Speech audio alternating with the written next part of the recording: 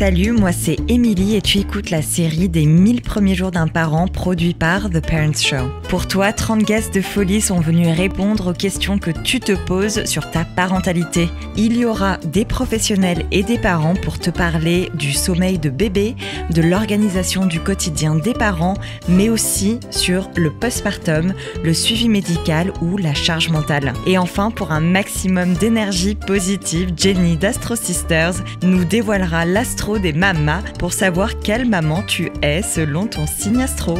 Moi, c'est Mama Sagittaire. Bref, ça va être le feu. Alors, are you ready pour un show de folie? XOXO, The Parents Show.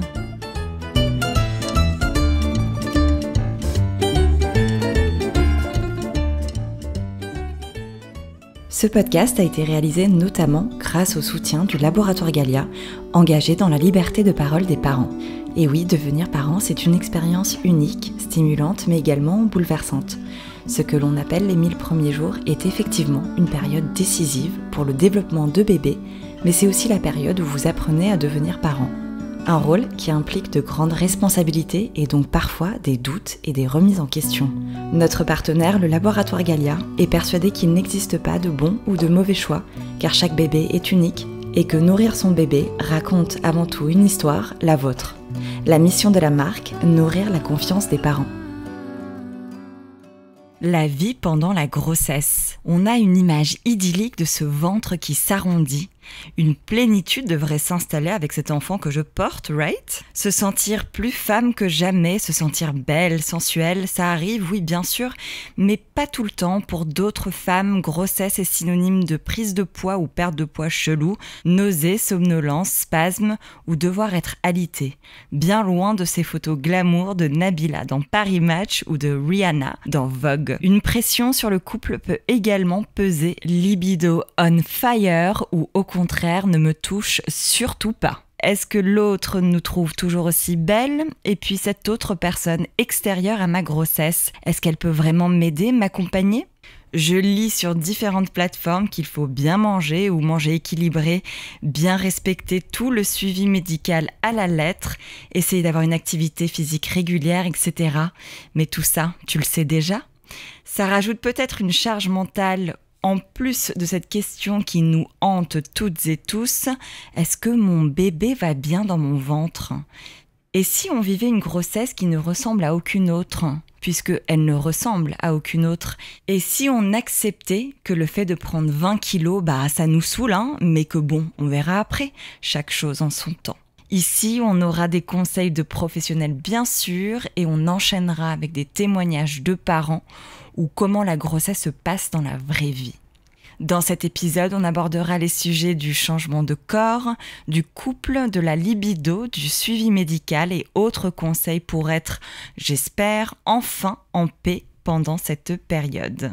J'espère que cet épisode te plaira et te laisse te plonger dans la vie intime d'humains qui vont nous raconter leur histoire à l'état brut. Voici leur témoignage. Have fun!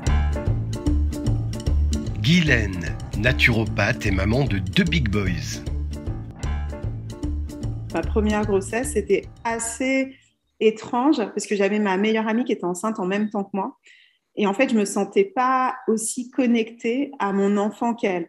Je le désirais, c'était un enfant désiré. On a essayé 2 mois après, je suis tombée enceinte, donc on avait vraiment prévu cet enfant. Mais c'est vrai que moi, j'étais pas connectée, sentir mon bébé, le sentir bouger, etc., lui parler, etc. Moi, je me sentais pas vraiment connectée à lui.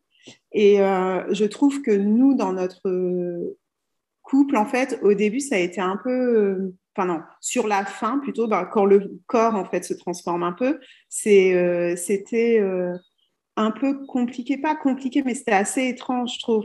Pas par rapport à lui, parce que lui, ça le gênait pas tant que ça, en fait, en tout cas au niveau de la relation, mais plus par rapport à moi et le corps que j'avais, j'étais pas véritablement habituée. Donc, je trouve que après, pour avoir des relations, c'était un peu plus compliqué, ce qui nous empêchait pas d'en avoir. Mais c'est vrai que moi, ça me faisait étrange, en fait. C'était pas comme avant, puisqu'en même temps, j'avais mon enfant. Donc, dans le ventre, c'était assez bizarre. Ce qui a joué aussi, c'est aussi certainement le fait que à 5 mois, quand j'ai découvert que mon enfant ne grandissait pas suffisamment dans mon ventre, je pense que là, ça a été, c'est à partir de là que vraiment les choses ont changé par rapport à notre relation, en tout cas de couple, où là, bah, le fait d'avoir un enfant qui ne grandit pas assez vite, bah, on va être beaucoup plus précautionneux, je vais faire plus attention, etc.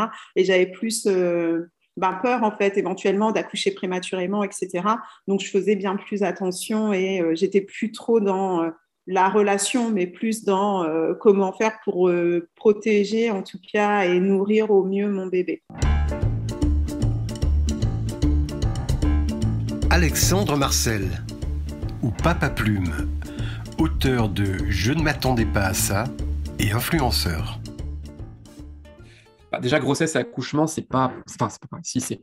Non, disons que déjà, c'est pas facile pour le père, je trouve, cette position, parce que autant la mère, enfin, celle qui va devenir mère, qui est mère en puissance, a une relation qui est très forte avec son bébé dès le début. Enfin, c'est organique, il est dans son ventre, hein, donc elle le sent bouger, elle le sent.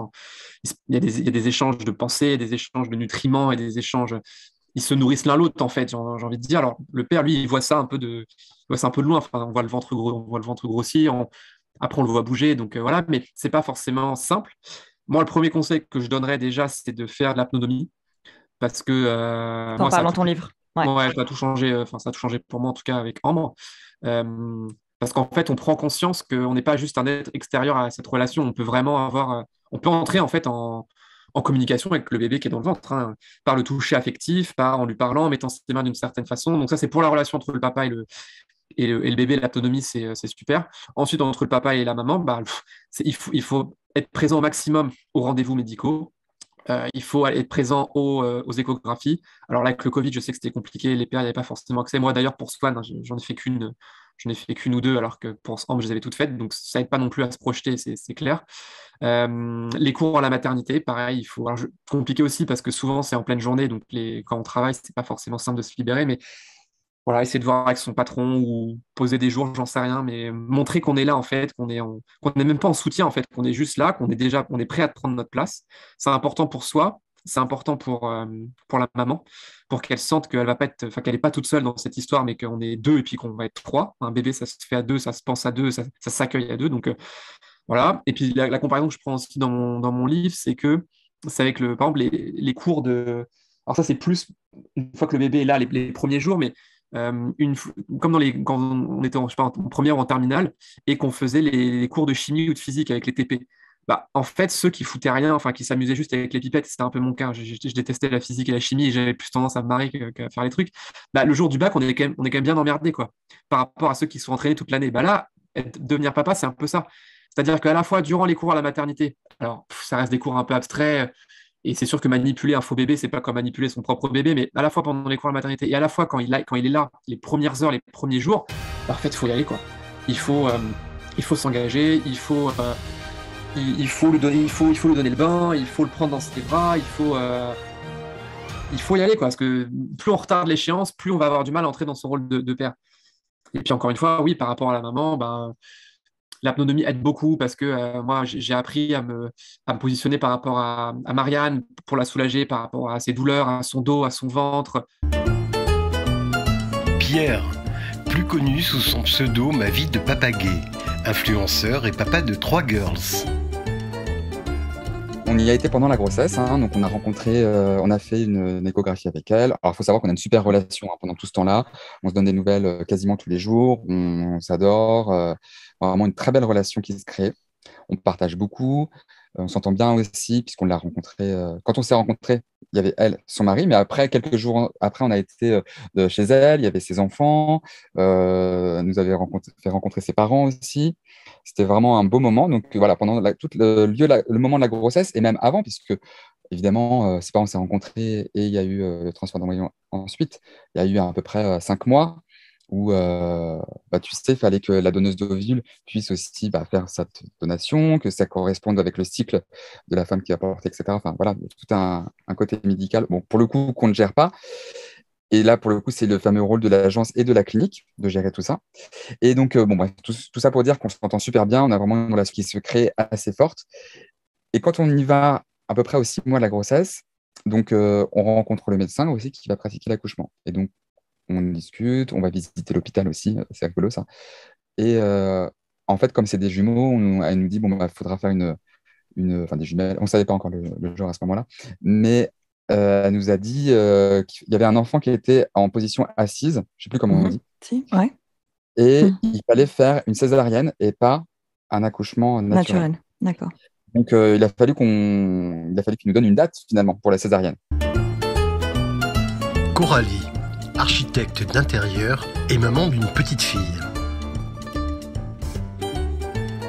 Et là, les 3 premiers mois, même les 4 premiers mois et demi, j'ai été malade de chez malade. Et je m'y attendais, mais tellement pas. C'était le coup de massue. Vraiment.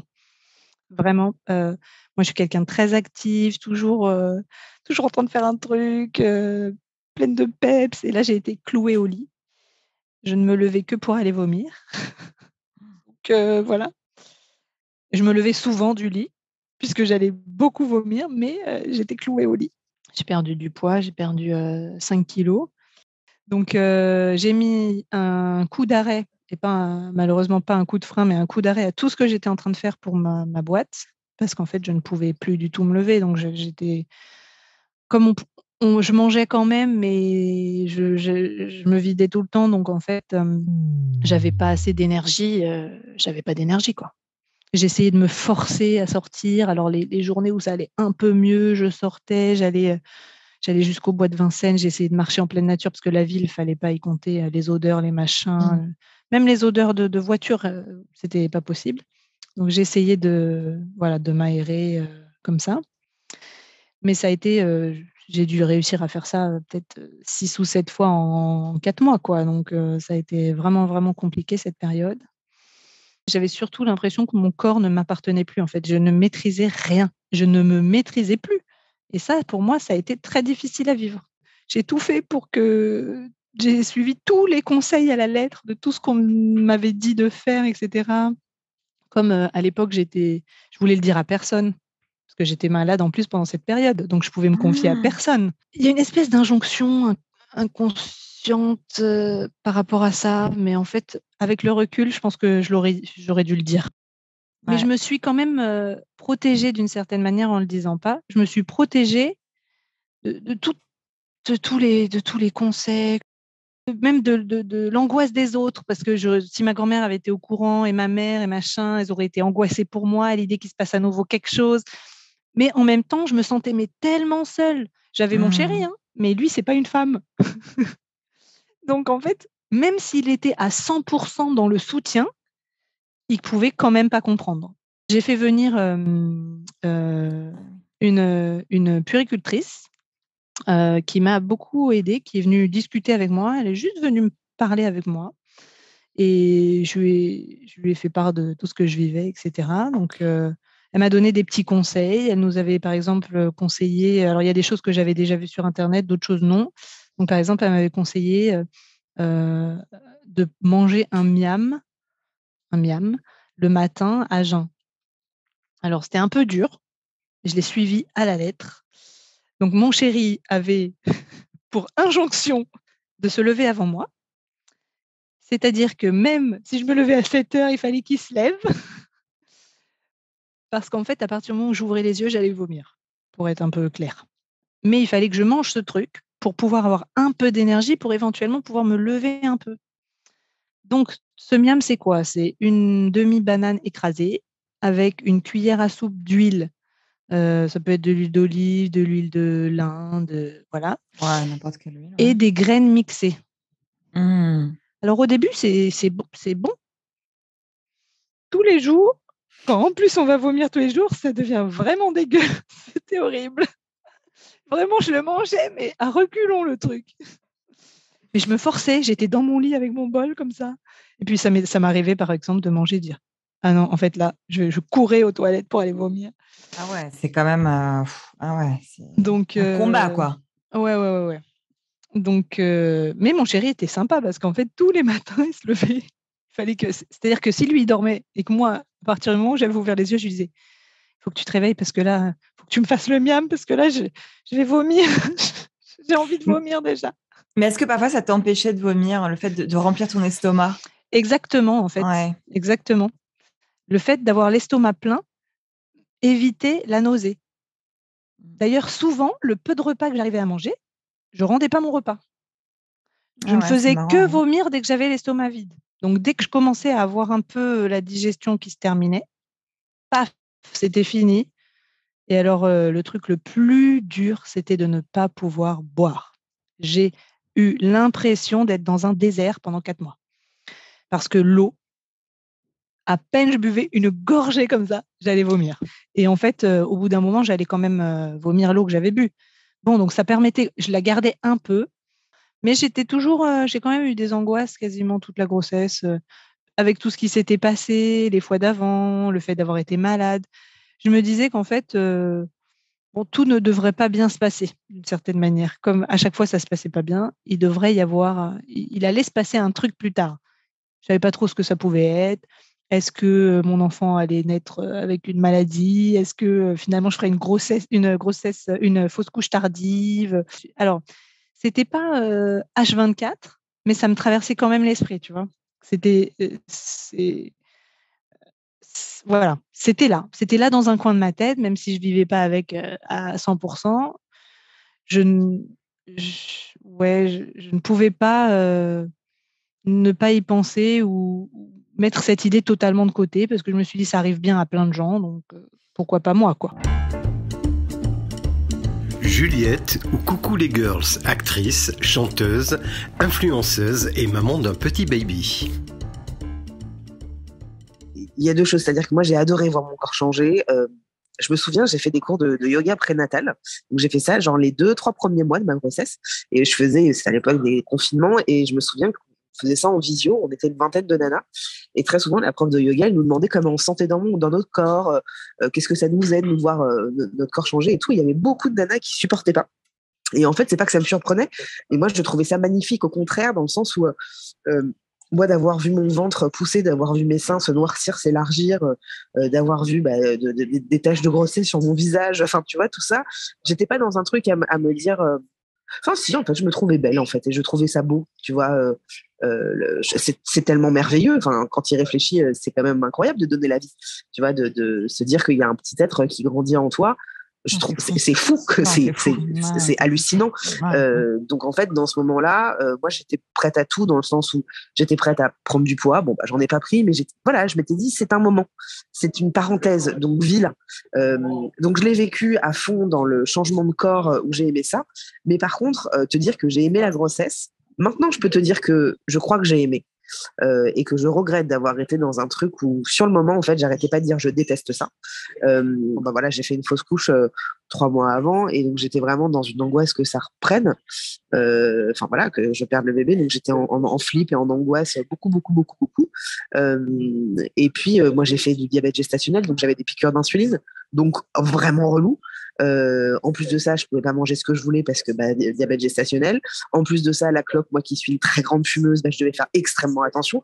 Donc tout ça, tu vois, j'étais dans un truc, ah putain, c'est chiant, tu sais, putain, il y a plein de restrictions, tu vois. Et puis t'as des mots, t'as des mots dans le corps, quoi. Donc puis les insomnies, enfin plein de trucs que tu vis, ou pas d'ailleurs pendant la grossesse, mais les nausées, les machins et tout. Et en fait, je dirais que jusqu'à mes 5 mois, j'ai vraiment pas kiffé. Ou peut-être jusqu'à mes 4 mois. J'ai pas kiffé parce que j'avais peur. J'avais peur de le perdre tout le temps. Et puis surtout, moi, les 3 premiers mois, j'ai perdu 10 kilos parce que j'avais des nausées de ouf. Ah oui, t'as eu des nausées? Ouais, d'accord. Ouais, j'avais des très très grosses nausées, donc j'ai perdu beaucoup de poids, sans vomir, hein, mais j'ai perdu du poids. Donc voilà, tu vois, j'étais dans un truc pas très agréable. Et je dirais que j'ai commencé à prendre du plaisir, en tout cas, à le sentir bouger, à me voir changer, à avoir du mal à marcher, à avoir du mal à aller chier. En fait, je prenais du plaisir à me dire putain, c'est merveilleux, je dirais au bout du 7e mois. Mais je suis tellement dans de la projection, moi, de base, que j'ai du mal à être dans l'instant présent, tu vois. Et donc, sur le moment, je disais beaucoup putain, j'aime pas. Et avec le recul, je vais te dire un truc, c'est que je ne veux pas d'autres enfants, mais j'ai très envie à nouveau d'être enceinte pour revivre, tu vois, enfin pas pour revivre, mais pour vivre ma grossesse pleinement. Mais tu veux pas d'autres enfants. Mais je veux pas d'autres enfants. Donc non, pas d'autres grossesses, tu vois. Mais je veux pas d'autres enfants, mais bon, peut-être un jour, mais honnêtement, je crois pas. Mais avec le recul, c'est vrai que quand je vois des amies enceintes et tout, je suis un peu dans un truc, pas de jalousie, mais un peu, je suis un peu jalouse, quoi. il y a un truc où je me dis, putain, en fait, je suis un peu passée à côté de ma grossesse parce que j'étais trop dans un truc négatif, quoi. Pendant ma grossesse, mes parents, ils ont été très... surtout ma mère, hein, j'allais dire forcément, c'est une femme, mais elle a été très présente et tout. Mais en fait, pendant ma grossesse, ça m'a vachement... j'ai vachement questionné mon éducation, j'ai vachement remis en question ce que j'avais envie de reproduire, pas reproduire, de mon rapport, moi, en tant que fille de mes parents. Ce dont j'étais plus... sur quoi j'étais plus OK, tu vois, de les laisser faire, laisser dire, accepter des choses ou pas, machin. Donc voilà, il y a eu tout ce processus-là que j'ai pas mal travaillé avec ma psy. Et puis, mes parents et surtout ma mère, elle est très proche, tu vois, elle s'intéresse vachement à mon fils. Elle le garde, enfin, il le garde une fois par semaine. On fait des FaceTime tous les jours avec lui et tout. Mais j'ai mis un point d'honneur sur certains trucs, tu vois, parce que elle a été pas intrusive, si, un peu, à dire il faut faire comme ça, il faut pas faire comme ça, il faut que tu fasses ça, machin et tout. Et en fait, je la laissais faire beaucoup jusqu'au moment où je lui ai dit en fait, stop, c'est moi la mère, quoi. Lucie, influenceuse, plus connue sous le pseudo Instagram Baby à tout prix, et maman de 3 beautiful kids. Ma première grossesse, ça a été très particulier quand même parce que j'ai pris énormément de poids, j'ai pris plus de 35 kilos et j'ai eu énormément de soucis. Mes genoux ont lâché, j'avais les cuisses qui avaient tellement forci qu'entre mes jambes, ça frottait beaucoup quand je marchais. J'étais complètement irritée, j'arrivais même plus à marcher, j'avais la peau à vif, tu vois. J'ai eu énormément de soucis par rapport à mon surpoids à la première grossesse.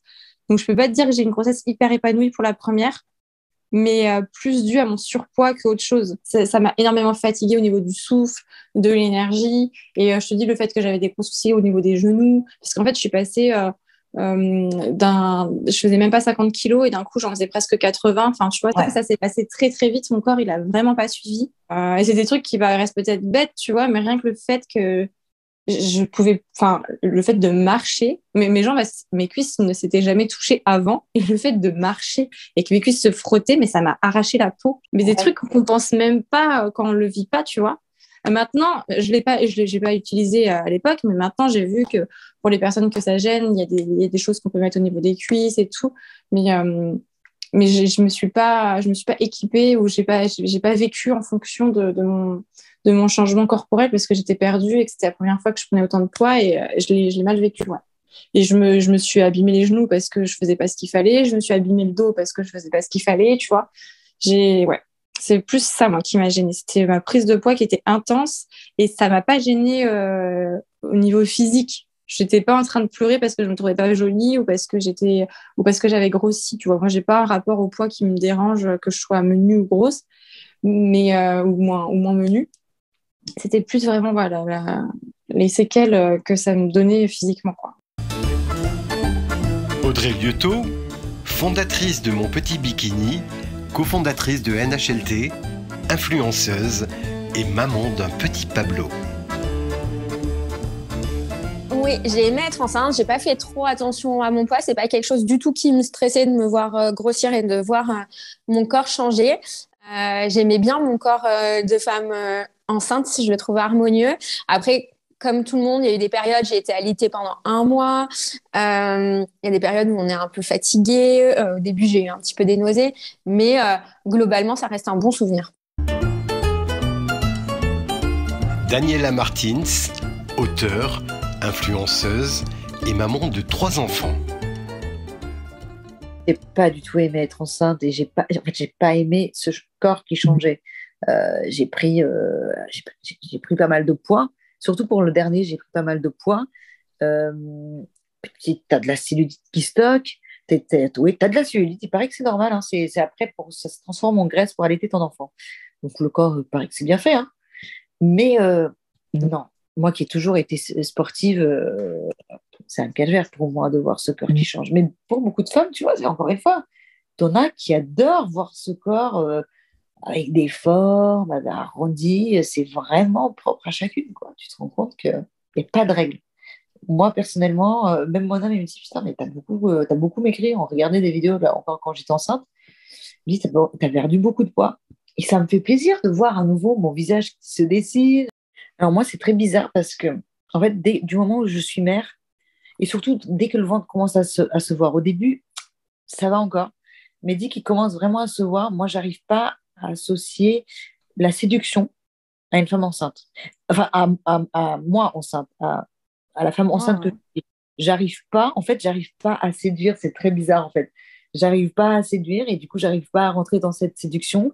Je n'arrive pas parce que je suis enceinte et que c'est comme si j'étais déjà mère et ouais, j'arrive pas à séduire. C'est très psychologique. Et en fait, j'en ai parlé souvent avec Julien par rapport à ça. J'ai dit, et toi, comment tu te sens?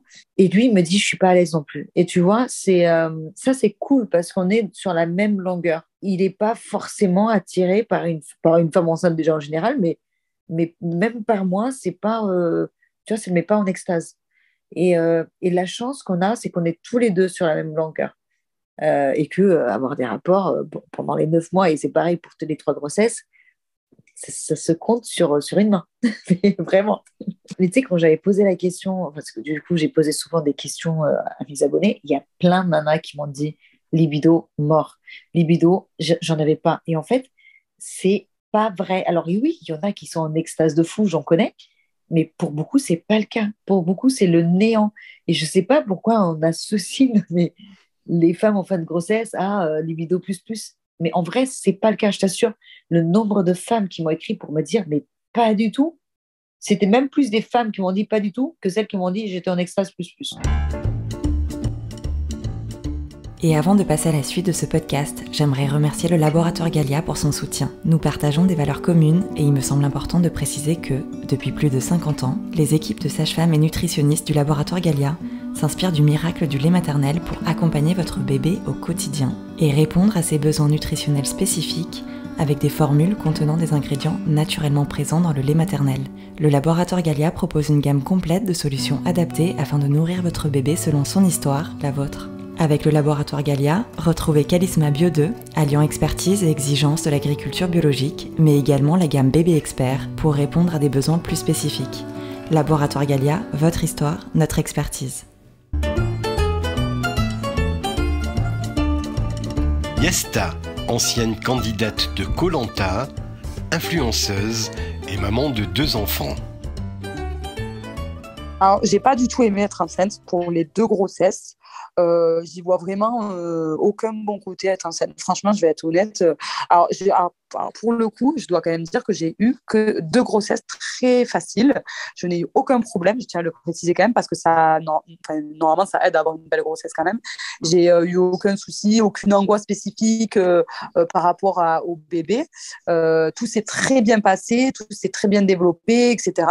Malgré tout, je trouve que la grossesse, c'est pas quelque chose qui me plaît. Alors, je dirais pas que je déteste ça, mais j'aime pas ça. J'aime pas être enceinte. Je trouve qu'il y a que des inconvénients. Tu as quand même la pression de porter ton bébé. Donc, en fait, si t'arrive quelque chose, il arrive quelque chose à ton bébé. Mine de rien, ça, psychologiquement, je trouve que c'est fort quand même, je trouve, pour nous de porter le bébé, quoi. Tu as quand même une pression psychologique et je trouve que c'est pas un moment de plaisir. Tu grossis, tu as peur qu'il t'arrive quelque chose parce qu'il arrive quelque chose au bébé, tu fais attention à ce que tu manges, tu es quand même avec des hormones et tout, puis ouais, je sais pas, cette pression d'avoir le bébé et que s'il lui arrive quelque chose, c'est pas à cause de toi, mais tu as un peu cette impression-là, quoi. J'aime pas, je préfère contrôler les choses quand c'est dans mes mains, quand c'est à ma possession, alors que s'il lui arrive quelque chose à l'intérieur, malheureusement, ça, tu peux pas le contrôler, quoi. Et en fait, ça fait peur. Je trouve que ça fait peur, vraiment.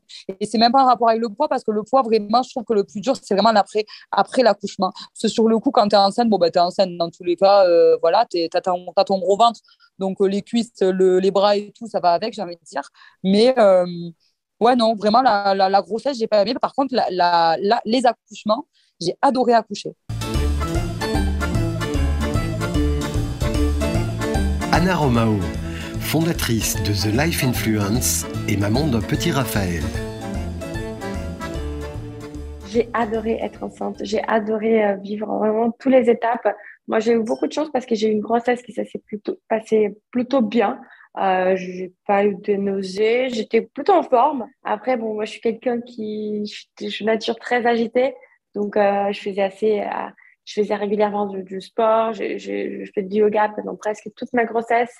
J'ai marché énormément. Je marchais au moins 1 heure par jour, tous les jours. Donc, j'ai eu une grossesse que j'ai été très active et j'ai vraiment adoré mon corps de femme enceinte, en fait. J'ai adoré mon gros ventre. Plus il devenait grand, plus j'ai aimé. Après, j'ai pas eu non plus un énorme ventre. Après, les seules complications que j'ai eues, c'est que j'avais très, très mal au dos. En fait, bizarrement, pendant ma grossesse, j'ai pas du tout eu des contractions au ventre en aucun moment. Par contre, j'avais que des contractions au dos. Ah, d'accord. Donc, en fait, donc je fais appel. Et vraiment, j'avais très, très, très mal au dos dès le début de la grossesse. Donc, ouais, c'était vraiment quelque chose comme du coup, j'étais très active en fin de journée, donc j'avais très mal au dos. Donc, je faisais appel souvent à des ostéos. Dès le 3e mois, dès que je pouvais commencer à faire, je faisais des appels à des ostéos, des kinés, au moins 1 fois par mois. Delphine Marek, auteure, artiste et maman de 2 kids. Et oui, la grossesse, c'est pas du tout ce que j'avais imaginé. Moi, en plus, j'étais très malade au début, très fatiguée au début, et les fins ont été très très pénibles, donc j'ai eu plein de petits problèmes de santé. Dès que je marchais, j'avais des décharges. Bon, bref, c'était pas du tout aussi idyllique que ce que j'avais imaginé là, pendant ces mois où je me disais je vais bientôt arrêter ma pilule et tout. Oui, ça a été une découverte. Et j'en garde un très bon souvenir. Et pourtant, je dirais que je n'ai pas aimé être enceinte dans l'ensemble, mais c'est tellement éphémère et c'est tellement magique, surtout quand on a eu le premier. Quand on le voit, qu'il est né, se dire ok, c'est lui en fait qui était en moi. C'était pas juste un bébé, tu sais, l'idée du bébé. C'était lui, cette personne, cet humain, ce mini-humain, mais cet humain quand même, tu vois. Et ça fait drôle. Et du coup, ça rend la grossesse a posteriori encore plus précieuse.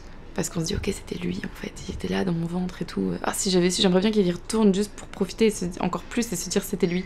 Du coup, pour Neva, c'était différent. J'avais vraiment la conscience de ça. Et je suis toujours nostalgique de mes grossesses, alors que les grossesses sont en général pénibles pour moi, d'un point de vue physique. Pas psychique, mais physique. Ce que la Dream Team professionnelle nous dit. Alexandre Pérez, chirurgien, gynécologue, obstétricien et responsable de la maternité à la clinique de la Muette. La première étape, c'est la découverte de la grossesse. Donc la patiente consulte en général parce qu'elle a un retard de règles ou parce qu'elle a fait un test urinaire suite à ce retard urinaire ou sanguin qui confirme qu'elle est bien enceinte. Donc ça va être le biais de la première consultation qui va être de confirmer que la patiente est bien enceinte et qu'on a bien une grossesse qui est évolutive et pas une grossesse mal placée ou autre. Donc ça, c'est la première partie. Une grossesse mal placée, c'est-à-dire une grossesse extra-utérine. Donc okay. C'est toujours la première étape, c'est de bien confirmer qu'on a bien une grossesse, qu'elle est bien placée et qu'elle va être évolutive. Une fois que c'est lancé, on va mettre en place effectivement l'ensemble du suivi de la grossesse avec donc la prescription du bilan sanguin avec l'ensemble des sérologies qui est recommandé pour suivre pendant la grossesse et organiser la première étape qui va être la première échographie à 12 semaines d'aménorrhée qui va être l'échographie de datation et pendant cet examen-là faire aussi l'estimation du risque d'anomalies chromosomiques qui sont les marqueurs sériques du premier trimestre. Et à partir de ce moment-là, on va déclarer la grossesse et on va suivre la patiente tous les mois. Et pendant tous ces mois-là, jusqu'à la fin de la grossesse, ça va être donc l'examen clinique, vérifier que tout va bien, que le col est bien fermé, peser la patiente, prendre sa tension, vérifier qu'il y a bien les bruits du cœur et que le bébé va bien. Et la partie biologique qui va être pour les patientes qui nécessitent une surveillance sérologique, notamment sur la toxoplasmose, celles qui ne sont pas immunisées, tous les mois, donc la toxoplasmose et la bandelette urinaire.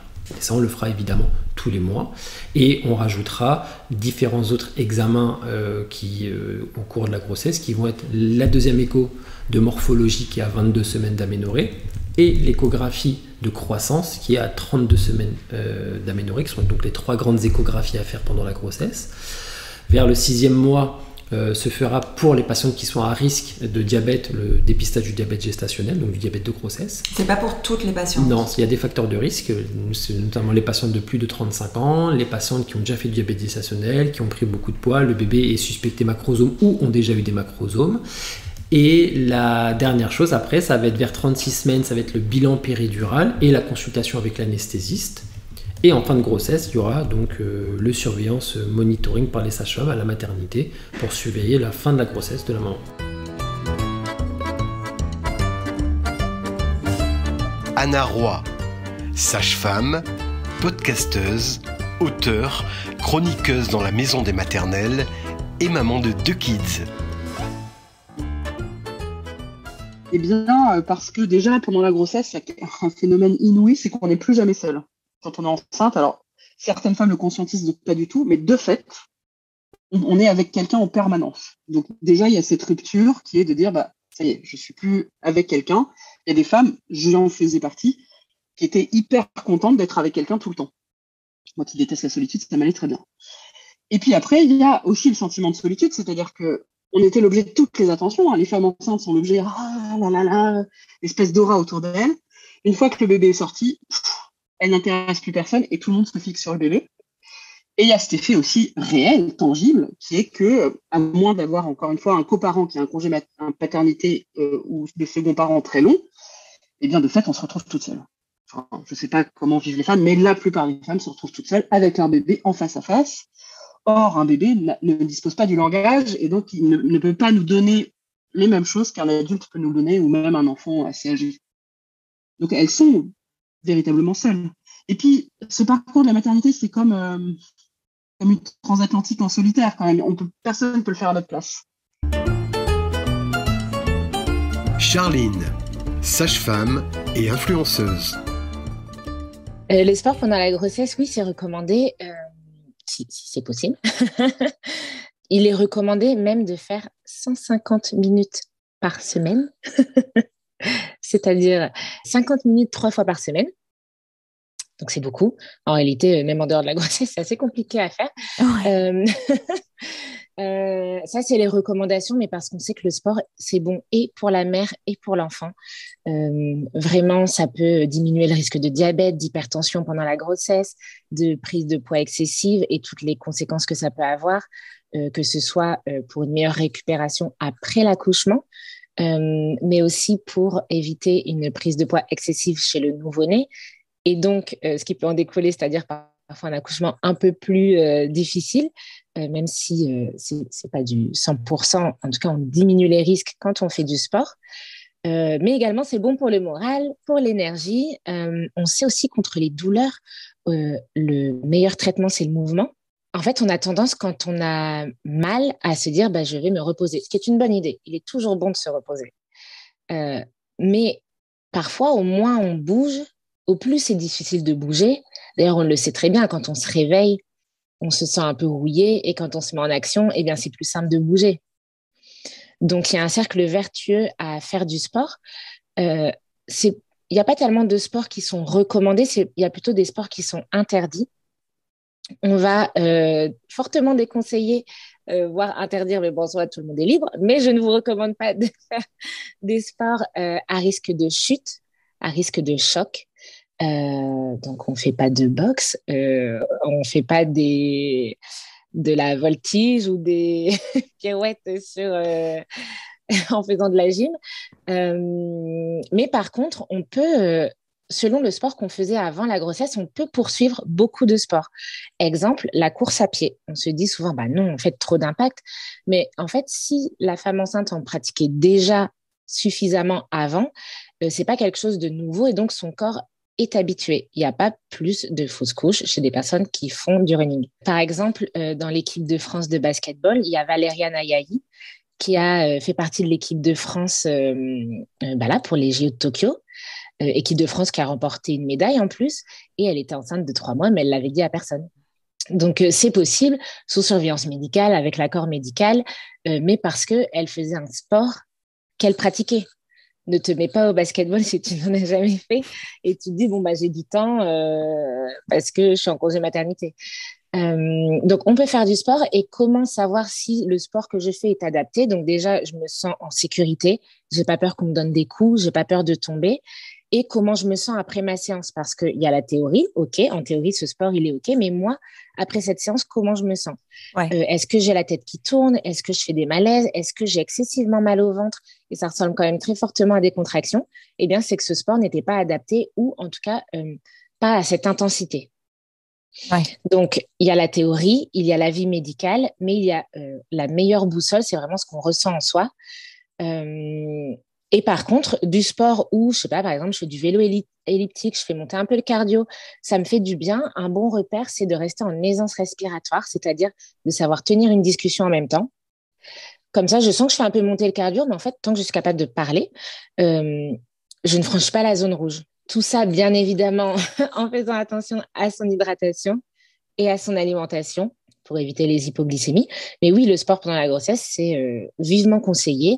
Et en numéro 1, on fait le sport qui nous fait plaisir. Si ça vous fait trop plaisir de faire du yoga, faites du yoga. Mais si vous détestez le yoga et que vous dites c'est le seul truc où il y a écrit yoga prénatal alors qu'il n'est pas écrit vélo elliptique prénatal, eh ben, faites du vélo elliptique si vous préférez faire du vélo elliptique. Karen Guez, ostéopathe.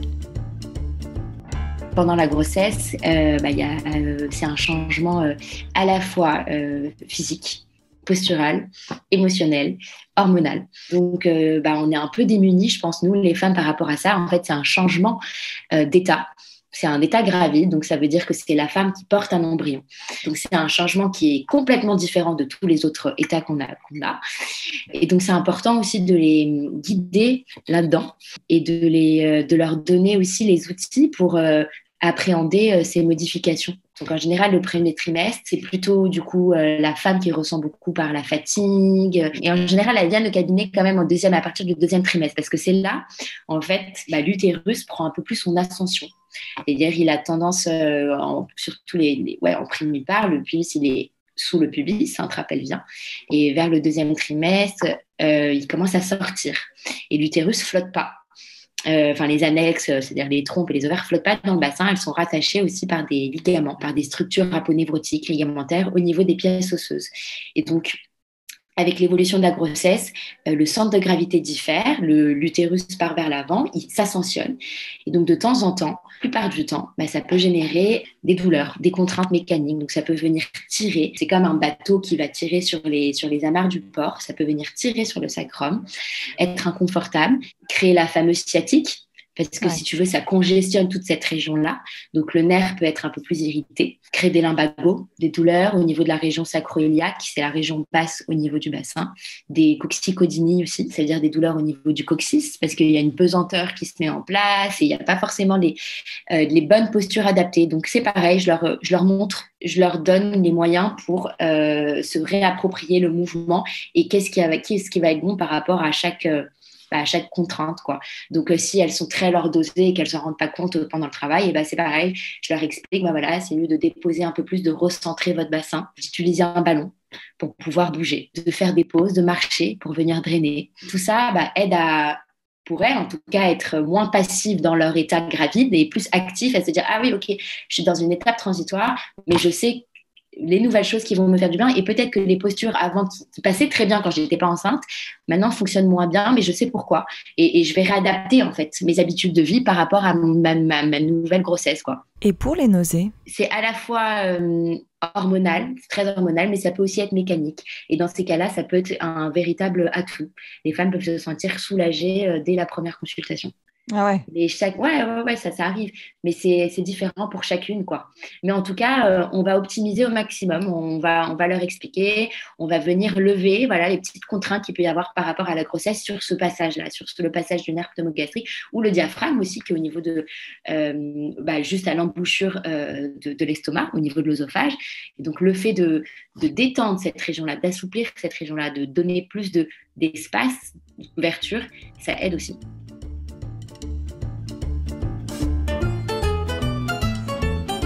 On termine cet épisode avec un peu de douceur et les jolis mots de la queen Delphine Maharek, auteure du roman La couleur du miel, qui m'a fait le plaisir de lire des extraits de son livre exclusivement pour toi et que tu retrouveras tout au long de cette série.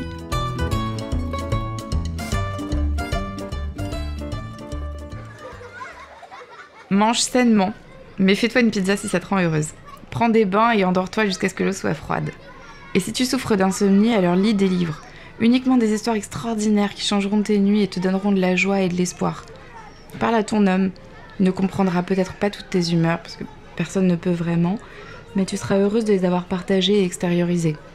Prends le temps de vivre, dis-toi que cette grossesse est une parenthèse, hors de la vie quotidienne, celle qu'on s'échine à millimétrer dans les moindres détails, que l'on fait rentrer péniblement dans un cadre. Cet enfant fera sauter toutes tes barrières, tous tes a priori sur la vie, toutes les idées préconçues que tu avais. La faute à notre époque, au culte de la performance et de la réussite. Commence dès maintenant à sortir de cette route trop lisse en te connectant à tes émotions. Ce n'est pas grave d'être triste parfois, et encore moins de défaillir. Pour conclure ce podcast, et parce qu'il n'est pas toujours simple de trouver les réponses aux questions du quotidien, le laboratoire Galia a créé un service personnalisé avec équipe de sages-femmes, nutritionnistes et experts qualité pour vous écouter et répondre à vos questions 24 h sur 24 et 7 jours sur 7. Ce service est accessible par téléphone ou par email sur le site www.laboratoire-galia.com. J'espère que ce nouvel épisode sur la vie pendant la grossesse t'a plu. La saga parentale continue avec 8 autres podcasts. Le prochain épisode portera sur le thème du suivi médical et de l'accouchement, avec d'autres témoignages inédits et que du love. Si tu veux en savoir plus sur les events de The Parent Show, rendez-vous sur www.theparentshow.com ou sur la page Instagram @theparentshow. Et moi, je te retrouve très vite dans l'épisode 3 de cette série de folie. XOXO, The Parent Show.